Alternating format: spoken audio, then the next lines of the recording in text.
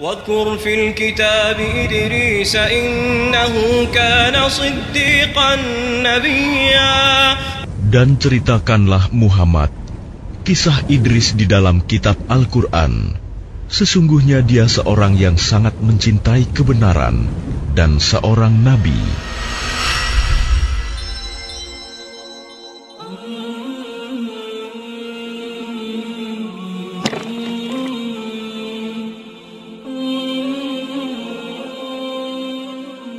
Nabi Idris alaihi salam, sebagaimana yang sudah kita ketahui bersama, merupakan salah satu dari 25 nabi dan rasul yang disepakati para ulama perihal risalah dan kenabiannya yang termaktub di dalam Al-Quranul Karim. Kisah Nabi Idris alaihi salam adalah salah satu kisah yang begitu menarik untuk dibahas. Beragam pendapat disampaikan oleh ahli sejarah berkaitan dengan kisah kehidupan beliau. Bahkan beberapa di antaranya dianggap kontroversial. Mengapa hal tersebut bisa terjadi? Bagaimanakah rincian kisah Nabi yang mulia ini? Dan apakah benar anggapan orang-orang yang mengaitkan beberapa peninggalan sejarah seperti patung Sphinx dengan Nabi Idris alaihi salam? Berikut kita simak penjelasan selengkapnya yang disampaikan oleh seorang ulama ahli sejarah kenamaan asal Mesir, Syekh Dr. Raghib As-Sirjani, melalui video ini. Perbedaan pendapat di kalangan para ulama mengenai kisah Nabi Idris alaihi salam. Kisah sejarah para nabi yang menjadi bahan diskusi panjang para ulama dengan berbagai ragam pendapat dan perdebatan di antara mereka adalah kisah para nabi yang sedikit penyebutannya di dalam Al-Quran maupun hadis-hadis Nabi Shallallahu Alaihi Wasallam. Hal tersebut disebabkan karena para ahli sejarah ataupun ahli tafsir bersandar kepada kisah-kisah Israiliyat dan teks-teks yang bersumber dari cerita rakyat. Di antara kisah-kisah yang terdapat di dalamnya perbedaan pendapat para ulama ahli sejarah tersebut adalah kisah Nabi yang mulia Idris alaihi salam. Sejarah Nabi Idris telah dibahas dari berbagai sumber. Ada yang membahasnya langsung dari kitab-kitab klasik para ahli tarikh dan tafsir. Ada juga yang membahasnya bersumber dari Israiliyat yang terdapat dalam Perjanjian Lama, Perjanjian Baru serta perkataan para ulama Yahudi dan Nasrani. Demikian pula, ada yang membahas dari sisi peninggalan-peninggalan sejarah yang ditemukan dan bahasa-bahasa kuno yang diterjemahkan. Hal tersebut digunakan dalam interpretasi teks prasasti yang ditemukan di monumen ataupun kuil yang berhubungan erat dengan sisi sejarah Nabi yang Allah muliakan ini. Di samping itu, ada juga sisi warisan sastra yang merujuk langsung pada cerita rakyat yang diturunkan dari generasi ke generasi, serta legenda yang menyebar dari mulut ke mulut berkaitan dengan manusia suci yang tengah dibahas ini. Tentu saja, banyak dari sumber tersebut tidak bisa dianggap sebagai sumber yang dapat diandalkan untuk menemukan berita dan fakta. Adapun rincian kisah beliau, kita hanya merujuk kepada sumber-sumber ilmiah yang diakui dalam syariat kita, yang terbukti memiliki dasar dan pijakan yang kredibel. Seperti halnya asap yang berasal dari api, jika suatu kisah ditemukan, pasti memiliki asal-usul sebagai pusat dari penyebaran kisah tersebut. Melalui video ini, kami akan merangkum kisah Nabi Allah Idris alaihi salam dari sumber utama yang menjadi landasan pokok dalam bidang spesialisasi penelitian warisan dan sejarah Islam, berdasarkan fakta-fakta yang sudah dikonfirmasi melalui narasi yang benar, jauh dari kontroversi yang disinyalir tidak memiliki bukti, baik dari sumber syariah, sejarah maupun arkeolog. Kisah kehidupan Nabi Idris alaihi salam. Nabi Idris alaihi salam dikenal dalam naskah buku-buku kuno sebagai Henokh, dan garis keturunannya kembali kepada Syed bin Adam alaihi salam. Nasab beliau sebagaimana yang disebutkan oleh Ibnu Ishaq adalah Idris bin Bard bin Muhalil bin Qanin bin Yanish bin Syed bin Adam alaihi salam. Allah subhanahu wa ta'ala memuji sifat sabar Nabi Idris. Dalam Al-Quran, Allah Ta'ala berfirman, Wa Ismail wa Idris wa dhal kifli kullum minas sabirin. Dan ingatlah kisah Ismail, Idris, dan Zulkifli.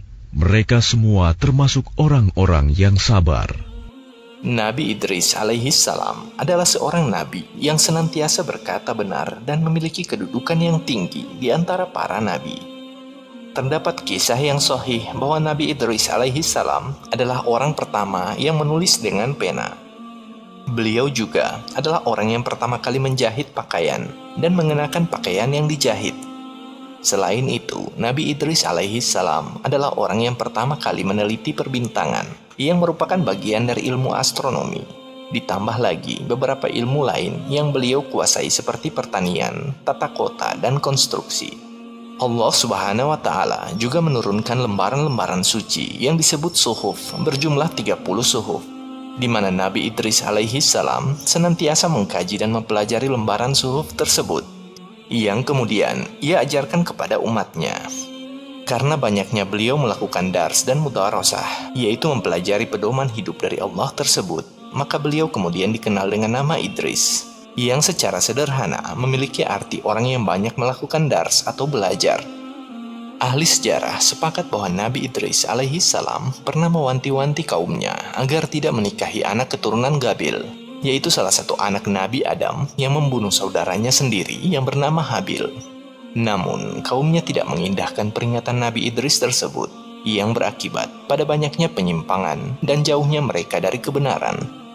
Dinukil dalam Injil bahwa Nabi Idris alaihi salam atau Henokh hidup selama 365 tahun dan dikaruniai anak bernama Metusalah. Dalam Kejadian pasal 5 ayat 21 sampai dengan 24 disebutkan bahwa setelah Henokh hidup 65 tahun, ia memperanakan Metusalah, dan Henokh hidup bergaul dengan Allah selama 300 tahun lagi. Setelah ia memperanakan Metusalah dan ia memperanakan anak-anak lelaki dan perempuan, jadi Henokh mencapai umur 365 tahun. Dan Henokh hidup bergaul dengan Allah, lalu ia tidak ada lagi sebab ia telah diangkat oleh Allah.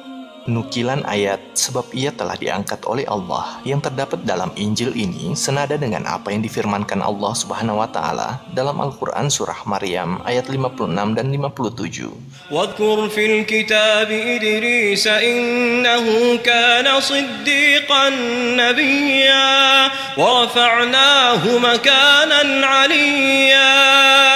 Dan ceritakanlah Muhammad kisah Idris di dalam kitab Al-Quran. Sesungguhnya dia seorang yang sangat mencintai kebenaran dan seorang nabi, dan kami telah mengangkatnya ke martabat yang tinggi.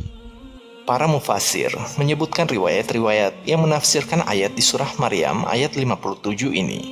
Riwayat penafsiran yang paling kuat adalah yang mengatakan bahwa Nabi Idris alaihi salam diangkat ke langit keempat atau keenam. Lalu Allah Subhanahu wa Ta'ala mewafatkan beliau di langit tersebut. Wallahu a'lam. Riwayat-riwayat masyhur tentang Nabi Idris dan kebenarannya.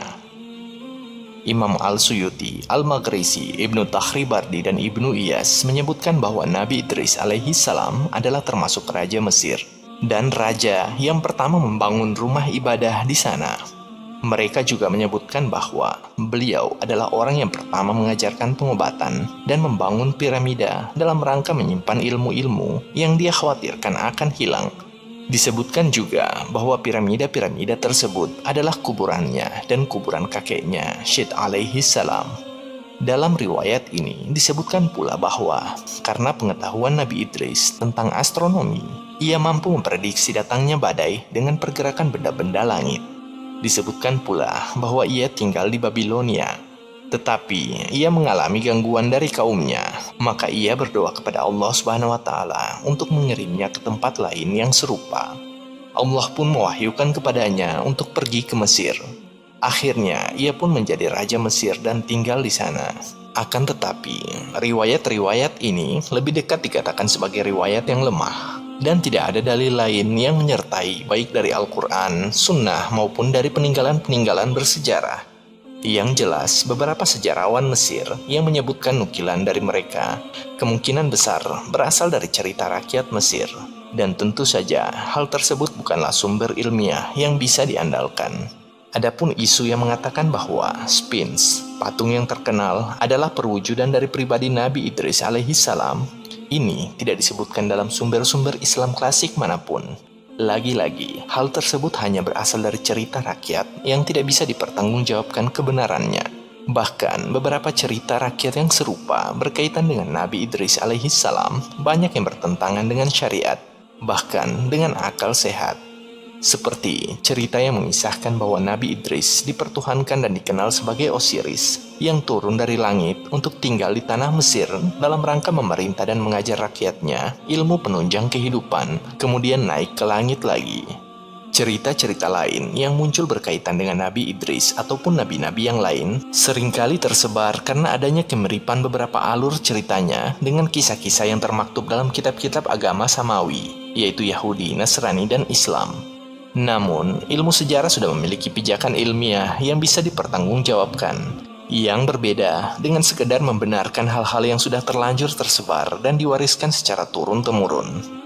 Maka sepantasnya kita sebagai umat Islam mengimani kenabian Nabi Idris alaihi salam sebagai nabi dan rasul utusan Allah Subhanahu wa taala yang menyampaikan risalah tauhid agar semua manusia mengesahkan Allah dalam peribadatannya.